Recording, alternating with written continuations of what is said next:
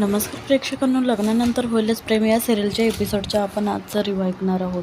तर आता सिरियलमध्ये खूपच सध्या धमाकेदार आणि लग्नाचे एपिसोड खूपच मनोरंजन आणि खूपच छान दाखवलेले आहेत. तर आता कोणत्या सिरियलमध्ये नाही दाखवलं, परंतु आता इकडं ह्या सिरियलमध्ये चक्क रस्त्यावरून ह्यांची वरात काढलेली आहे. जीवा, नंदिनी आणि काव्यार्थ असं म्हणून दोन्ही जोड्यांची वरात काढलेली आहे.